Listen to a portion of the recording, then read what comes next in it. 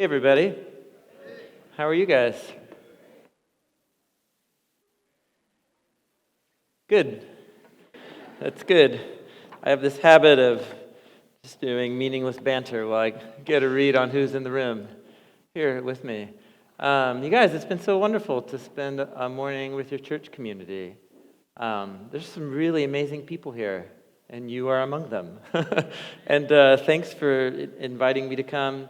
And it's been really fun. So the weather's always like this, right? It's like sunny and 70. And this has been my first time to your fair city. And so, of course, Adam took me on the Freedom Trail yesterday, and I got my American history lesson, which is good because I skipped most of it in high school to go skateboarding. So it was a little more concrete to go see it, and it was very helpful. So anyway, there you go. Boston is definitely up there among my top 3 cities. It might even be the second best city in the United States, second only to Portland, Oregon, of course, which is where I'm from, and I love it very much. What do you guys know about Portland from the East Coast here? What's that? The Trailblazers? Yes, Powell's books. Yep. I've never been to a Blazer game, but I lived in Powell's for most of my early 20s. Anyway, well, that's great. Those are great things to know about the city of Portland. It's a great city. You come visit sometime. But I've been invited here, and the main reason I've been invited here, it's weird to reach a point in your life where you get invited places because you're a Bible nerd. And I have a little card, bona fide Bible nerd, in my pocket that says it. That's that's my deal. Like I really am fascinated and in love with the scriptures, but for a deeper set of reasons. There's just kind of one basic thing that I want to share and talk about with you guys. And can you guess what it's about? It's about the Bible. Yes, of course. But there's a question about your relationship to the Bible. If you're a Christian or a follower of Jesus, there's a question in our culture that just all the pressures on us or you to think through this question of why, if you're a follower of Jesus, there are many people in our culture, they're not Christians, but they still have this respect for Jesus. And there are a lot of people who are down for Jesus, but they're not down for the Bible. Do you know what I'm talking about? There's something compelling about Jesus just when you hear him, hear the stories about him, you hear his words. But and many people are interested in him, but like you follow Jesus, but you're going to put yourself under this ancient text as a source of divine guidance and instruction and authority over your life. Are you guys with me? None of you have had to struggle with this question, right? Just talk to your coworkers, okay? Right? And ask them what they think about this fact. If this is how you live your life, is somehow under the authority of the scriptures to guide you. It's odd. Like, why do you do this? Do you have any other friends that like meditate and immerse themselves in 2,000, 3,000-year-old texts? Are you with me? Nobody else does this, you guys. But followers of Jesus do. And it makes you stick out, and it makes people think you're stupid or weird or crazy or irrational. If you don't have these conversations with your coworkers to remind you of how odd it is that you hold this belief, then you ought to, right? And so I want to talk about that because what it means to follow Jesus is inseparable from fostering a relationship with these texts of the scriptures. And so I just want to explore that, why we do that, and why that question has become so personal to me. So let me frame it a little bit with the short version of my story. So I grew up in Portland, Oregon, and my dad was an artist. It was a very Portland kind of family, I guess. My dad was an artist. He was a painter, and he got really excellent at this kind of old school craft of hand pinstriping. And he raised our family for a couple decades off of pinstriping flames on hot rods and like detailing like fancy cars and whatever. The shop was in the backyard, and it was amazing. It was cool to see my dad out there striping Corvettes and stuff like that. Anyway, my parents both grew up in deeply and very strict religious homes.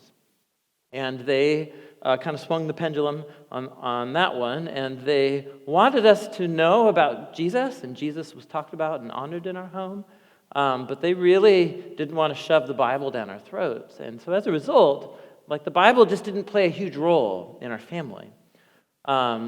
Jesus got talked about a lot, and we would attend church and so on, but the Bible didn't have any shaping influence on me when I was a kid. And I received my first skateboard when I was 11, and now we're talking about shaping influences. It became a whole identity. It shaped my life, and it's even a part of who I am and how I spend my time today. I just love skateboarding culture. And when I was young, what I loved especially is basically skateboarders are actually cooler than everybody else, and it's a problem that they have. And so when it comes to anything to do with religion or whatever, it's just the middle finger. And I loved that. And so I spent most of my teens in antagonism towards anything to do with the Bible or Jesus that I was raised with. There's a church in East Portland that in 1987, there was a group of skateboarders who were Christians, and they built a skate park, all these ramps in the back lot of this church, and they would just open it to the public in the evenings. And so skateboarders from all over the city would come, and including myself. I started going to that skate park when I was 16.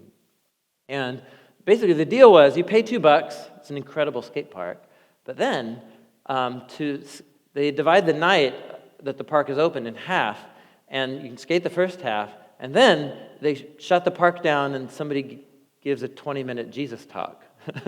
And to skate the second half of the night, you have to sit through the talk. That's kind of like the code of the skate park. And so whatever, we respected it. And so for years, I went, once a week and heard the stories about Jesus, week after week, heard the teachings of Jesus. And it was a slow burn process, but something happened deep inside of me, so that by the time I was almost 20, and I'd spent time around many of these Christians, some of who were really, really good skateboarders, and they loved and followed Jesus, and they were incredible people that I wanted to be around, and that eventually I wanted to become like. And so I reached this point when I was almost 20 where Jesus and just who he was became unavoidable to me. And I realized I had to do something about him. Either accept him or walk away from it, but I needed to make a decision about it. And so a whole bunch of, to make a story very short, I became a follower of Jesus. And it was the first time I was in a community around people where I understood what it meant, and I was compelled by who Jesus is. And so here's something interesting, at least for me, was I started then to, on my own, begin to really dive into the stories about Jesus in the New Testament and his teachings. And here's what I noticed, and it's what anybody would notice, whether you're familiar with Jesus or not, is that Jesus really cared about his Bible. He was constantly quoting from it. He talked about what Christians call the Old Testament, which is Jesus' Bible. And he was constantly alluding to it, talking about who he was in relationship to the ancient scriptures. And so, I'm in my early 20s. I'm like, okay, I guess I'm going to do it. I guess I'm following Jesus. I didn't have to read the Bible. I'm going to read the Bible. And so I'm in my early 20s, and I'm reading the Bible for the first time. And I am utterly bewildered, you guys. I am so lost. There's a talking snake on page 3, for goodness sakes. You know what I'm saying? And the sacrifices and all the wars and anybody. The Bible. It's the strange new world of the Bible. And if the world of the Bible is no longer strange to you, it's because you become accustomed to it. It's become domesticated to you. And just ask your coworkers about what they think about the strange new world of the Bible, and they remind you that it's the strange new world of the Bible.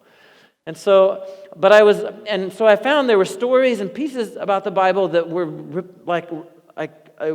repulsing to me. I was like, why do I care about these ancient battles and these sex scandals in these ancient families. I don't want to be like these people, But then why are there so many stories about really screwed up people? But then those stories also began to be amazing to me, that the God of this story stayed committed to these kinds of people and worked with them as he found them.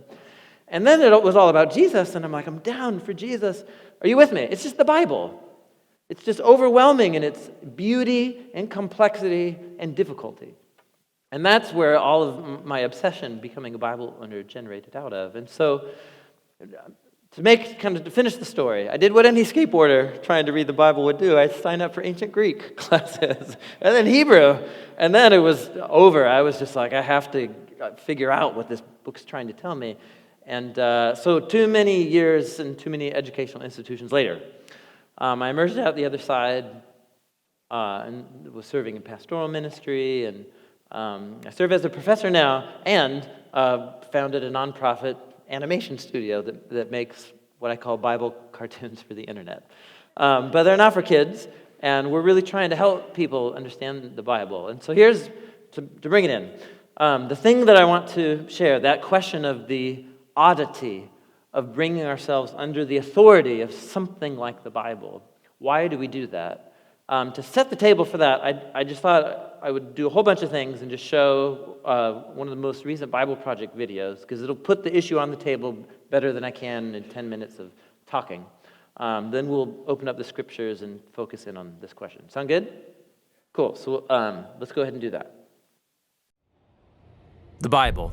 It's one of the most influential books in human history. It explores the big questions of why we exist. It's inspired many people to do amazing things. And confused many others. And you've probably got one sitting around somewhere. So, what is the Bible actually?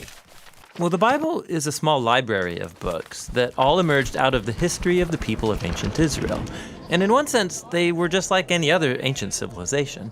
But among them were a long line of individuals called prophets, and they viewed Israel's story as anything but ordinary. They saw it as a central part of what God was doing for all humanity. And these prophets were literary geniuses. Really? Yeah, they expertly crafted the Hebrew language to write epic narratives, very sophisticated poetry. They were masters of metaphor and storytelling, and they leveraged all of this to explore life's most complicated questions about death and life and the human struggle. So, there's a lot of different authors writing this book. Yeah, and these texts were produced over a 1,000-year period, starting with Israel's origins in Egypt, then leading up to their kingdom with their first temple. But eventually, they were conquered by the Babylonians, who took them away into exile. Then, at a crucial moment in their history, many Israelites returned to their land. They built a second temple, they reformed their identity, and this is when the Jewish scriptures began to be formed into the shape that we have them today. Okay, the Jewish Bible. What's in it? Well, in Hebrew, it's called by an acronym, Tanakh. The T stands for Torah, sometimes called the Law. That's Israel's 5-book foundation story. The N stands for Nevi'im, the Hebrew word for prophets. And this section consists of the historical books that tell Israel's story from the prophet's point of view. Then you get the poetic books of the prophets themselves. The K stands for Ketuvim, the Hebrew word for writings. This is a diverse collection of poetic books, wisdom books, and more narrative. And the Jewish people believed that through all of these literary works, God speaks to his people. Now, there were other Jewish writings being produced during this Second Temple period as well. Yeah, a really diverse group of texts. And these too were highly valued in Jewish communities. And there was debate from ancient times about whether or not some of these should be considered part of their scriptures. So, this is a lot of different writings over a long period of time. Why did they put them all together like this? Well, altogether, these texts tell an epic story about how God is working through these people to bring order and beauty out of the chaos of our world. And it all builds up to a hope for a new leader who would come and renew all creation. And then the Tanakh concludes, and this leader never comes. So it's an expertly crafted work, but it's missing an ending? That's exactly right. Now, a few centuries later, a Jewish prophet comes onto the scene named Jesus of Nazareth.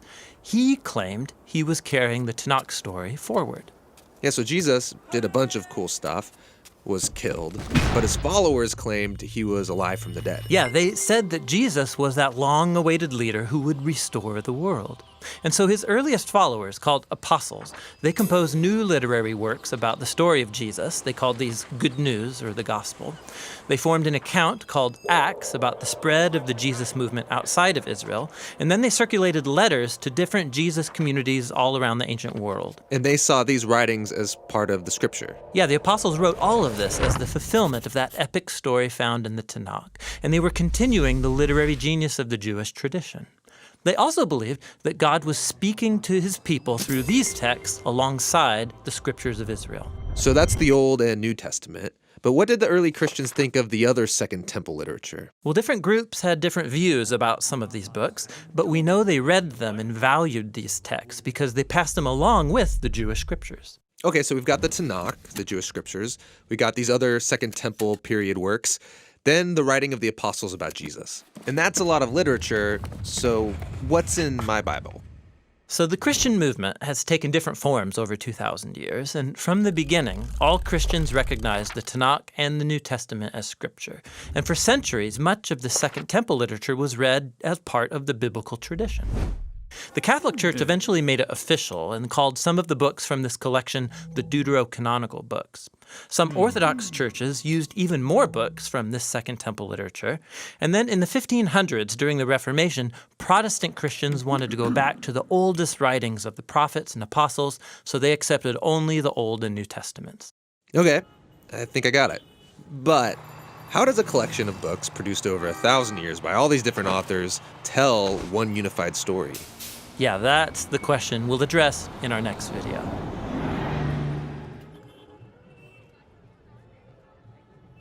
So there you go. I have a 2-day seminar that takes 16 hours to unpack that, or a 5-minute video, that kind of thing. But there you go. So there is, in a nutshell, a short history of the Bible in the making. And it's amazing. You guys, the Hebrew Bible, the apostles' writings, unbelievable works of literature through which God speaks to his people. But what understanding that history doesn't answer is the question of why would I accept these ancient texts as a divine guide and authority over my life? And to get at that question, we need to go to the first place in the Bible where the writing of the Bible is actually mentioned, because the authority of the Bible is completely bound up with why it even came into existence in the first place. So this is a good trivia. If you're at the thing I did Friday night, don't spoil it for other people, because this is a fun fact to know. Where in the Bible, if you start at page 1, where in the Bible is the writing of the Bible mentioned for the first time? Is nowhere near the beginning. It's really interesting. You're like way in. It's in the book of Exodus. It's in Exodus. And it's an interesting story. You're going to see it up here on the screen, or you can open to it. It's in Exodus chapter 17. And it's at the point where after the Israelites have been rescued out of slavery in Egypt. Maybe you've seen the movie, or you know the story, right? So let my people go, and Pharaoh, and 10 plagues, and so on. And so the people have been rescued out of slavery in Egypt, and they're wandering through the wilderness. And, it's an escaped band of slaves in the wilderness. And so they're ripe for plunder. And so here's the story of what happens, Exodus 17. So the Amalekites came, and they attacked the Israelites at Rephidim. And Moses said to Joshua, "Choose some of our men to go out and fight the Amalekites, and tomorrow I will stand on top of the hill with the staff of God in my hands." You guys know the story? Maybe some might be familiar. It's a really interesting story. So he goes up on the hill, and he holds up his hands, his arms, and he's got the staff. And as long as Moses is on the hill holding up his arms, what are the Israelites doing on the battlefield? They're winning. But he's a very old man. And so his arms are heavy, and he's like, oh, heavy, and his arms start to go down. And then when his arms go down, what happens to the Israelites? They start losing. I told you, it's a very odd story. So he gets 2 co-workers, and they come hold up his hands. And his arms are up, and they win the battle. And here's what happens, we're told, after their victory. Then the Lord said to Moses, "Write this on a scroll as something to be remembered."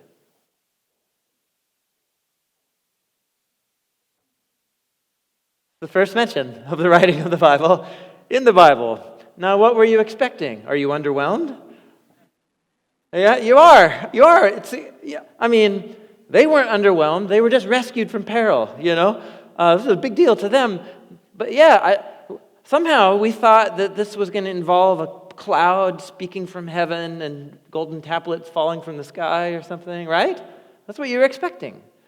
But no, this is really interesting to me, that the first mention of the writing of the Bible in the Bible is something that seems mundane. What is the purpose? What is he writing? Write this on a scroll, right? What's this? The story of what just happened. And so it's just a short little piece. It would be a short essay, of like on a scrap of papyrus or a tablet or something. He just writes the account of what just happened so that you never forget. And to me, this is very interesting that the first mention of the writing of the Bible in the Bible is not a divine rule book being dropped out of heaven. It's a story. And this, I think, should shape how we think about what the Bible fundamentally is. It's telling the story of God's acts through history to save and rescue a people for himself. That's fundamentally what the Bible is. Great pop question. I'm a professor, so that was my first pop question. And so I have another one, and it'll be just as useful at your get-together this Friday night. And that's, what's the second mention of the writing of the Bible in the Bible? And this is not the only horse I know how to ride. This is the last time I'm going to do this, trust me. So, but it's interesting. This is also just as interesting. If the first mention is about just telling the story of what God has done to save a people, what's the second mention of the writing of the Bible in the Bible? It's not very far from the first one. It involves the same person, Moses. It involves the same people group, people of Israel, but they've made it through the desert and they've parked at the foot of a mountain. What's the name of this mountain? Mount Sinai. And here at Mount Sinai, you do get a storm cloud. God's presence shows up and manifests in this storm that rests over this huge, tall rock called Mount Sinai. And God summons Moses up as the leader of the people. And what God says is he says, this is why I rescued all of these people out of slavery, to bring them to myself and to enter into a covenant relationship. This is what God says when they come to the mountain, a covenant. This formal relationship.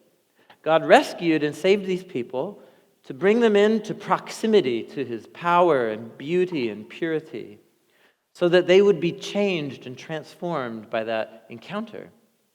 And so what God then gives to the people is the terms of the covenant. And the first 10 are very, very famous in our land. We have political battles over where they should be placed or not placed in public. Are you with me here? It's the 10 commandments. But then there's the first 10, and then there's 42 that follow just right there in that immediate story, right after this one that we just read. And then there's a total of 613 that are contained in the first 5 books of the Bible. And you say, aha, I knew a divine rule book was coming, falling out of heaven. But no, you're short-circuiting the story. These aren't rules. These are terms of a covenant. Israel's getting married at Mount Sinai. And when God does reveal these laws or rules to Israel, they're in the context of this rescued people being invited into a close relationship with their God. For what purpose? And God says it right at the beginning of the relationship. He says, if you obey these terms of the covenant, you are going to become for me a kingdom. Some of you know the phrase, a kingdom of priests. People who represent God to the nations. The whole point is that if they come under the terms of this covenant relationship, that God wants to form them as a contrast community, a contrast culture. And they're going to adopt a whole new way of seeing themselves and seeing God and how they think about money and justice and how they define good and evil. It all gets completely overhauled by the divine gift of these covenant terms. And if they're faithful to allow these to reshape their life as individuals and as a community, then they will be this incredible tool in God's hands to represent him to all of the nations. That's the ideal here. And so we come to the second mention of the writing of the Bible in the Bible. Here's the story, Exodus chapter 24. So when Moses went and he told the people all the Lord's words and laws, the first 10 that are famous and the 42 that follow, this is good. The people all responded with one voice. Everything the Lord has said, by golly, we're going to do it. So Moses wrote down, second mention of the writing of the Bible in the Bible, wrote down everything the Lord said. Then he got up early the next morning, and he built an altar at the foot of the mountain, and he set up 12 stone pillars, representing the 12 tribes of Israel. And then he sent young Israelite men, and they offered burnt offerings, and they sacrificed young bulls as fellowship offerings to the Lord. And then, it gets weird, a little more weird, if it wasn't already weird to you, Moses took half of the blood, and he put it in bowls, and the other half he splashed against the altar. How you guys doing? Ancient blood manipulation rituals? What's happening here? Okay, so Jessica, when I got married to my wife Jessica, we made a decision not to have blood manipulation rituals be part of this deal. I feel very good about that decision. But in their culture, in their setting, these symbolic rituals had deep, deep meaning that we don't have time to get into how significant and really interesting they are. But they're very meaningful. That's just my point here. Then, look what Moses does. He takes the scroll of the covenant. This is the first time that these writings get a name. The scroll of the covenant, the wedding vows. And he read it to the people, and they responded, we're going to do everything the Lord has said. We're going to obey. Then Moses took the blood, and he sprinkled it on the people, a little gross. And he said, this is the blood of the covenant that the Lord has made with you in accordance with all of these words. Here's my point.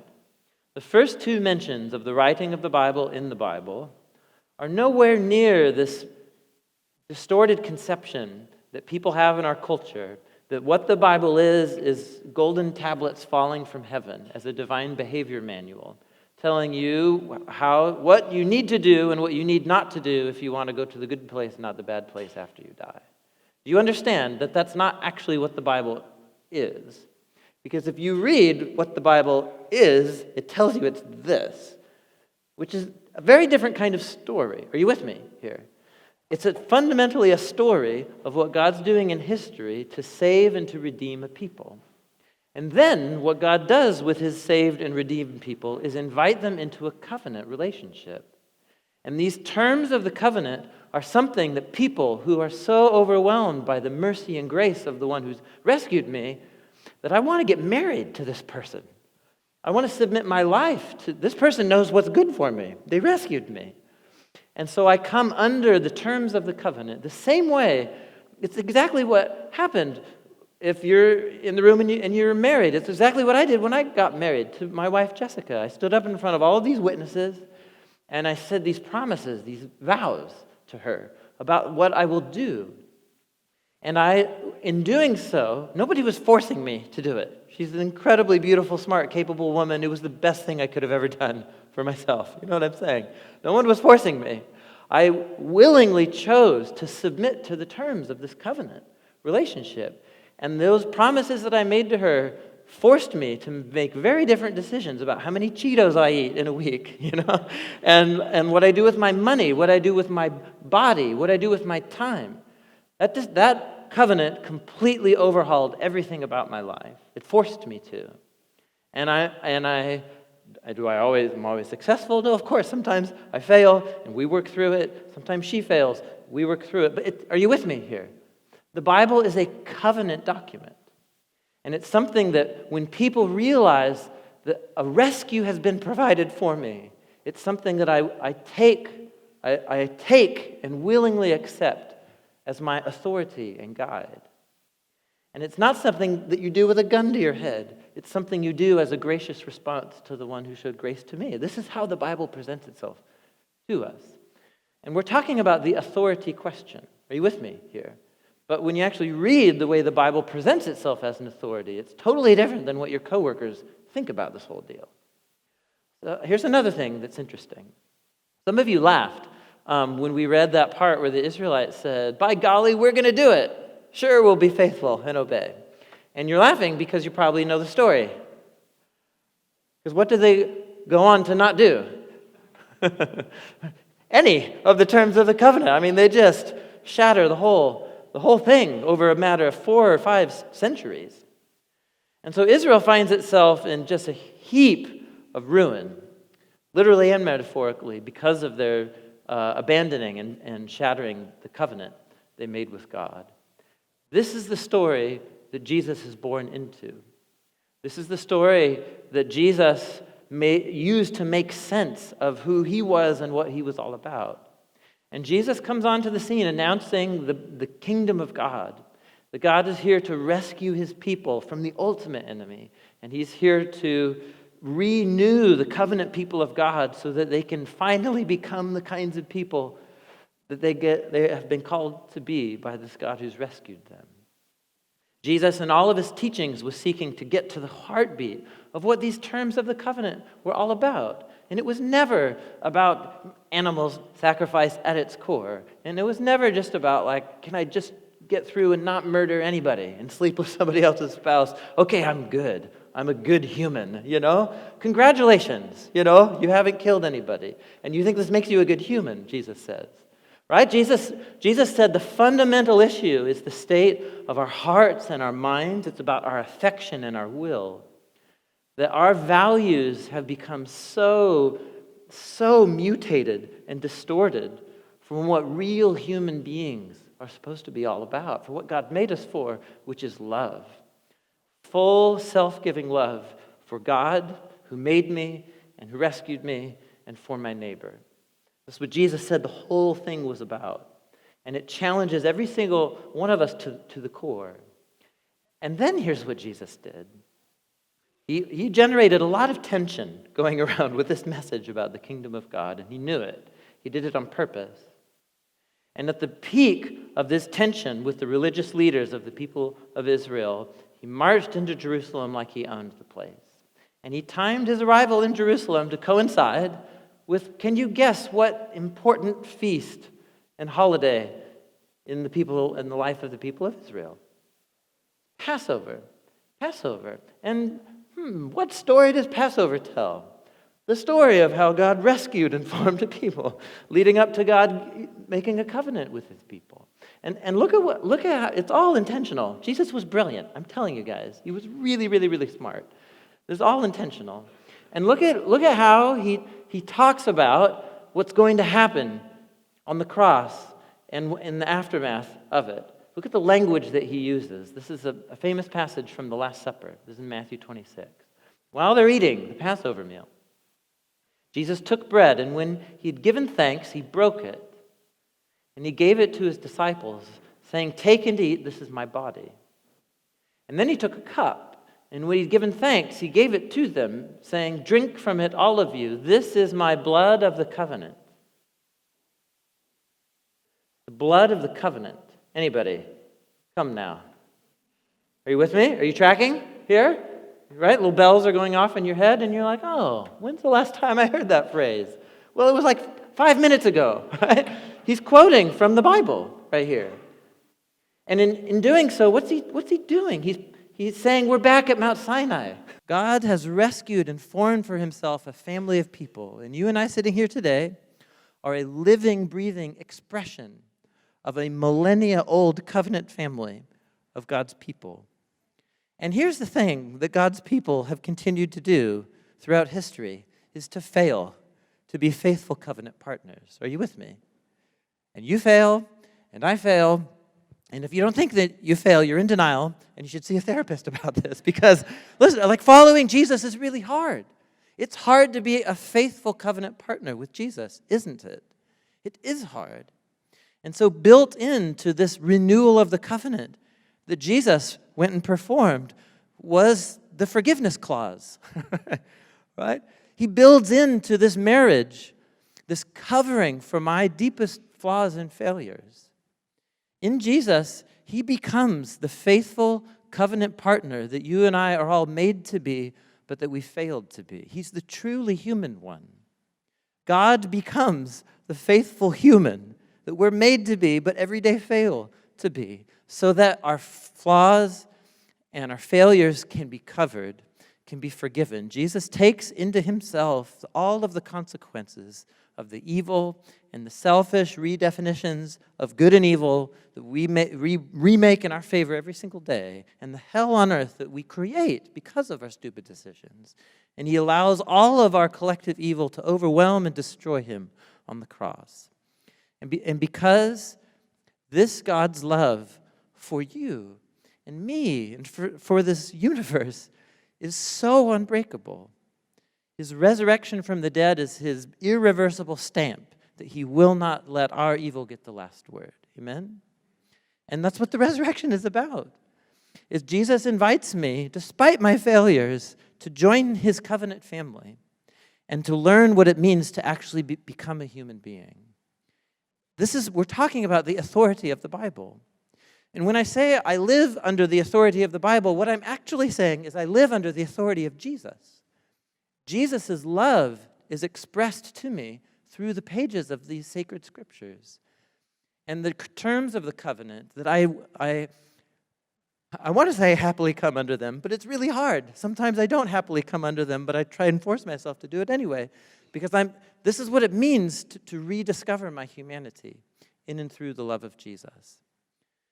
And so, yes, your coworkers think you're stupid for living under the authority of Jesus. But you just have to ask yourself, and you could ask them, well, whose authority would you want to live under? Your own? How's that going for you? I'm quite serious. It did not go well for me the first half of my life. I really worked hard at living under my own authority, and it did not. It didn't work. It didn't work. And I have the privilege to come under the authority and wisdom of somebody who actually knows what it means to be truly human. Like someone who I actually want to be like, Jesus of Nazareth. I want to be like him. And the same things that were compelling to me as an 18-year-old skateboarder and that messed with me, like it's the same Jesus that's calling to each one of us to follow him and come under his loving authority. And that means to come under the authority of these scriptures. So I don't know if that's helpful for you, but it's been helpful for me to help me rethink what it means. Your coworkers still think you're stupid, but what they can't say is that you're irrational. It's not irrational to enter a relationship with somebody who loves me. Are you with me? And then that's what it means to come under the Bible as a guide and authority for my life. So I don't know where this lands with you. I don't know what decisions are in front of you or what challenges face you, where there's a decision of obedience or a challenge in front of you. But I just encourage you to just rethink what it means for you to be faithful to Jesus and to these scriptures that mediate his love, his loving authority to you. Let me close in a word of prayer.